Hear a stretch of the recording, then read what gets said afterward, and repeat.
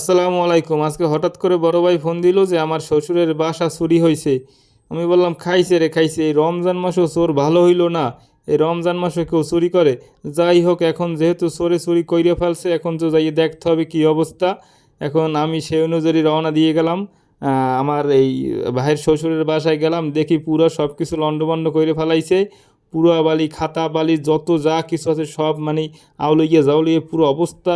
মানে এছাড়া চোর চুরি করার জন্য ব্যাপক কষ্ট করছে এবং স্বর্ণগণ্য টাকা পয়সার জন্য ব্যাপক খোঁজাখুঁজি করছে। যাই হোক, দেখছেন দরজার তালাটা কী অবস্থায় ভাঙছে, তালা তো ভাঙতে পারে নাই, তালার কররা ওইটা ভাঙে ফেলাইছে চাপ দিয়ে হয়তোবা।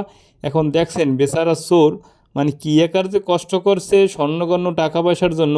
ও এখন আপনাদের আর একটা কথা বলে রাখি, আমার ভাইয়ের শ্বশুর শাশুড়ি তারা আবার তাদের বাসায় ছিল না, তারা তাদের গ্রামের বাসায় চলে গেছে, তাই জন্য দরজা বাইরে থেকে তালা মেরে গেছে। চোরে তালা ভাঙতে না পাইরা তালার আপনার কররা ওইটাই ভেঙে তারপর বাসার ভিতরে ঢুকছে, ঢুইকা পুরা লন্ডভন্ড। দেখছেন এই আলমারি, স্টিলের আলমারির ডয়ার বের করে ভাঙ্গিয়া চুরিয়া বের করে বলতে খোঁজাখুঁজি ব্যাপক পরিমাণে করছে।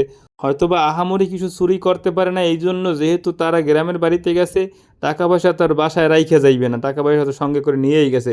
এখন যাই হোক, আমার বেচারার চোরের জন্য খুবই কষ্ট লাগতেছে। ও ডয়ারের তালা ভাঙছে এবং আলমারি ভাঙছে এবং নিচে অড্রপ ভাঙছে, সব কিছু ভাঙিয়া চুইরিয়া বলতে কাগজপাতি একেবারে লন্ডভন্ড করে ফেলাইছে। আমার মনে হয় ও যে এই আপনার টাকা পয়সা স্বর্ণগণ্য খুঁজতে যে পরিমাণ কষ্ট করছে, এই পরিমাণ কষ্ট যদি কোনো কাজের মাধ্যমে করতো বা কারো কাজ করে দিত, তাইলে মনে হয় যে এর চেয়েও ভালো পরিমাণ একটা টাকা পাইতো। কিন্তু ও কিসের জন্য যে হারাম পন্থায় ইনকামের এই সোর্সটা বাইছে নিল ওই ভালো জানে। আল্লাহ তাআলা এই সোরকে হেদায়েত করুক।